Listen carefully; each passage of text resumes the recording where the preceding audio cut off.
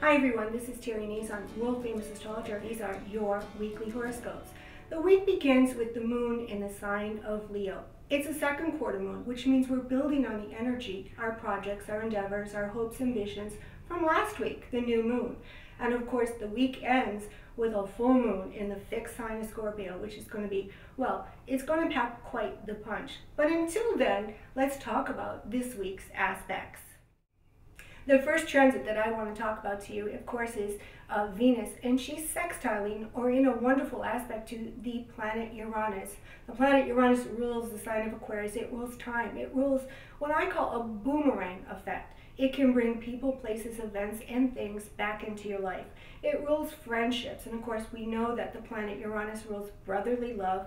It rules a cosmic consciousness. It moves us into the future, sometimes, whether we like it or not. Venus, of course, is out of bounds in the sign of Gemini, an air sign, and of course when we mix that fire element with Uranus and Aries and we mix it with a little air, well, we got big flames going up. And I said that this is going to be the time or the summer of summer romances and summer love. And as we get together more and more, I'm going to explain that to you. Venus is in the sextile with the planet Uranus, and she's bringing opportunities, not just with one opportunity in your life, but with several. So it bodes you well to talk to people, to make connections, to call people up from the past that you haven't connected with or spoken to. Maybe the Uranus-Pluto square broke up some sort of a friendship or relationship that you had with somebody, an in-law perhaps, and now it's time maybe to, little bit by little bit, very coyly, very sweetly, as Venus would have you do, reconnect with somebody from your past. The next aspect this week, of course, is going to be the sun in the sign of Taurus. The sign of Taurus is very slow moving, doesn't like to be rushed, of course, doesn't like to be prodded, pushed, or really, bothered too much. And of course, the sign of Taurus rules all things tangible, property matters, fixed assets, and it rules M-O-N-E-Y, money, dollar signs, and cash. And it's in a beautiful aspect to the planet Neptune, who, by the way, is also transiting new degrees. So that means we have two outer planets that we're getting used to in new degrees. They're bringing in new energy, things that we haven't experienced before. And one thing I want to mention about the planet Neptune, who rules compassion, forgiveness, it rules inspiration, it also rules unconditional love, and it brings out our philanthropy. We want to do things for other people without expecting anything in return. And of course, as the sun aspects or lights up the planet Neptune, it's bringing opportunities, perhaps for you to do a good deed, perhaps for you to help somebody, perhaps for you to experience some unconditional love. But more importantly, all these aspects, Venus in an aspect to the planet Uranus and the sun in an aspect to the planet Neptune, are also financial aspects. And so you might have an opportunity to increase your income, to lower your bills, or to just get a second form of influx, a source of income, source of money, or even find something luxurious or something expensive. And I did want to talk a little bit about the planet Neptune. Since the lunar north and south nodes are in the sign of Aries and Libra, and they're right at 9 degrees, well, guess what? Neptune is right at 9 degrees too. So it's a situation where Neptune is influencing your life or giving you some inspiration or some creativity or calling you to do something magical and wonderful in your life, but maybe you're quite hesitating. Maybe you're not quite just doing it just yet. But here, as the lunar north and south nodes break away from their aspect with the planet Neptune, then things are going to open up. Maybe in a good way, maybe not so much, because also remember, the planet Neptune is secrets revealed and has a little bit of an energy, not quite like Pluto, but it can do like scandals, and of course you can find things out that were already there but you weren't quite ready or prepared to see. So that's one thing that we have to keep our eyes on, and you do need to check your birth chart to find out if you have anything at 9 degrees. And if you're a Pisces who was born, let's say, in those first couple days of March, well, then you definitely need to be watching out for that aspect. It can bring romance. It can bring love at first sight. So one of the things Neptune does is it carries us away. It carries us away someplace else. And we are selfless when the planet Neptune is influencing our lives. And so this in and of itself is very magical. Mercury. Of course, Mercury is the planet of communications, the little planet that could, the planet that visits every other planet and gives us a little tidbit of information. Some call it the journalist of the zodiac. Now, Mercury is going to enter the sign of Gemini, the place of its strongest placement. That's where Mercury rules, the sign of Gemini. And it's going to be in the sign of Gemini for a long time. So sit down, get used to it. Get your sound bites in order. Have your little glib statements, your little jokes, your little one-liners. Have them all in order, because they're going to go over really well now. And they're going to serve you well also. It's all about information, but it's not about knowing a lot of information or in details. Nobody's got time for that during Mercury's transit in the sign of Gemini. We want information, we want it quick, just get to the facts, and don't bother us with the details. That's Sagittarius, and Saturn's retrograde in the sign of Sagittarius.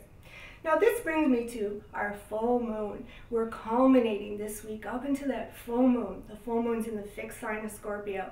And we all pretty much can remember when the planet Saturn was in the sign of Scorpio, can't we? It wasn't that much of a fun time, but it was a productive time. But it was a time when we were all trying to overcome obstacles.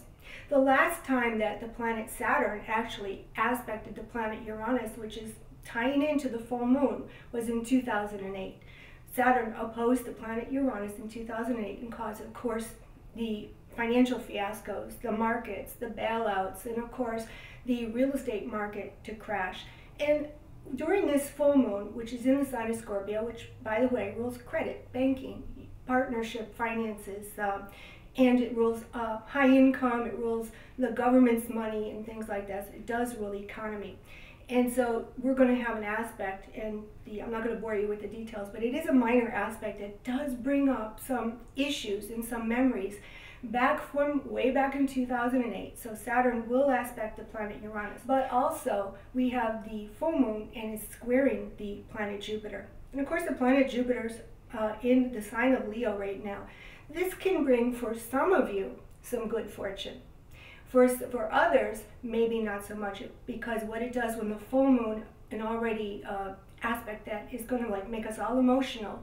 If you're not happy and joyful, well then it's going to make you overreact and be despondent and emotional in another way. So we have to really be careful that we think positively, because you know me. I love a Jupiter moon aspect, and I don't care what it is.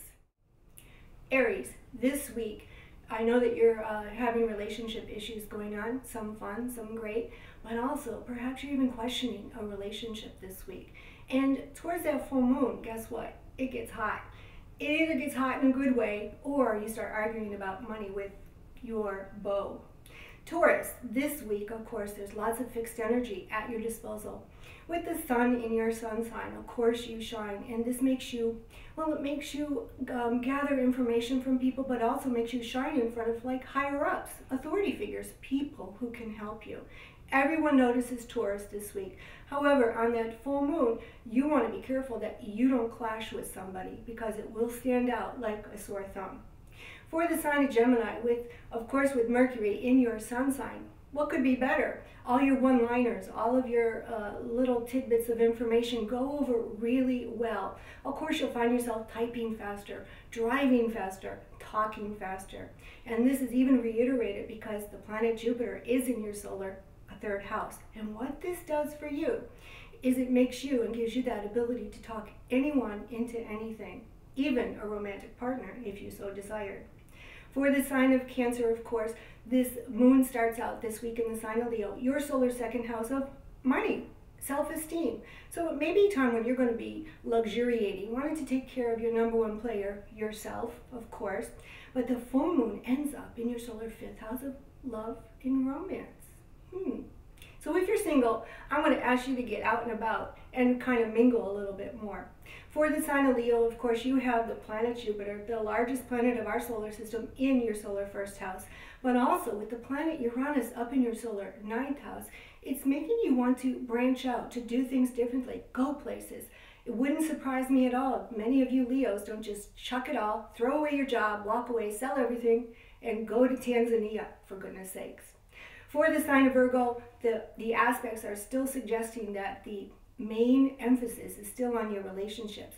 Remember that planet Neptune that I spoke about earlier, and how the planet Neptune, well, it's in your solar 7th house of personal relationships, significant others, best friends, boyfriends, girlfriends, and of course it's aspecting the lunar north and south node. Oh my.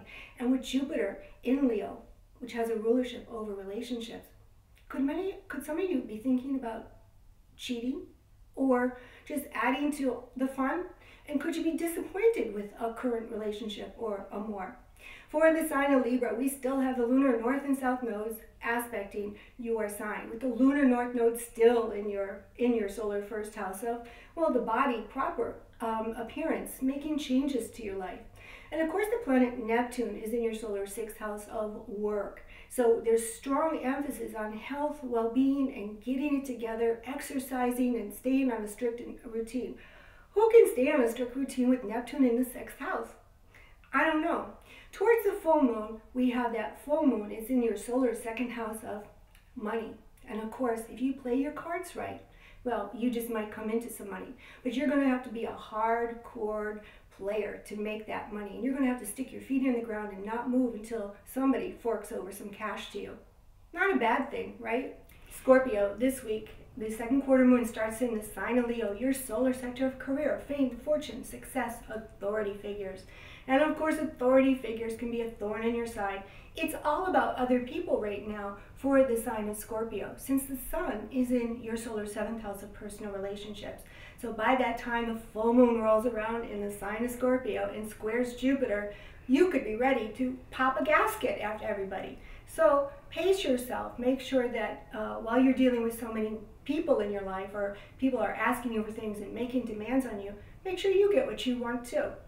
For the sign of Sagittarius, again, that 2nd quarter moon starts in the sign of Leo, and that's a fire sign. So this is exciting for the sign of Sagittarius, who, by the way, has Saturn sitting in their solar 1st house, which I've mentioned before. But by the time of that full moon, remember, it's going to remind you of things of the past. So as the sun is in your solar 6th house of work, it's time to get organized. It's time to get to a strict daily routine. It's time to take care of your health. So some different divergent things that we have going on with the sign of Sagittarius is that many of you are starting out new in a different direction, but it requires a strict daily routine, determination, stick-to-itness, and of course, therein lies the problem. When that full moon comes around in your solar 12th house, it's going to remind you of the last 2 years. For the sign of Capricorn, of course, the planet Pluto is retrograde in your solar 1st house, which isn't a bad thing. It helps you get your appearance together, because the 1st house is your appearance. It's not necessarily who you are as an individual, but your appearance. And of course, with the sun in your solar 5th house, Mercury and Mars in your solar 5th house, and then Mercury moving into the sign of Gemini, it can be about love and romance, but it's also about your creative desire. So you could be on the threshold of doing something very creative, very avant-garde. That's going to make you some money. When Mercury enters your solar 6th house, you're going to run with it for sure. For the sign of Aquarius, well, Aquarius is a fixed sign, and this 2nd quarter moon in Leo is in your solar 7th house of other people. This is bringing in a new influx of friends, best friends, and lots of people. So you're broadening your spectrum, your whole social standing, in fact. You might find you're bombarded sometimes with lots of people. By the time the planet Mercury moves into your solar 5th house of love and romance, will you have 1, 2, maybe even 4 prospective love partners or relationship prospects? Absolutely. It's a great time to be an Aquarius if you're single. However, if you're not, Jupiter in your solar 7th house can also lead to something else, because Jupiter rules judicial.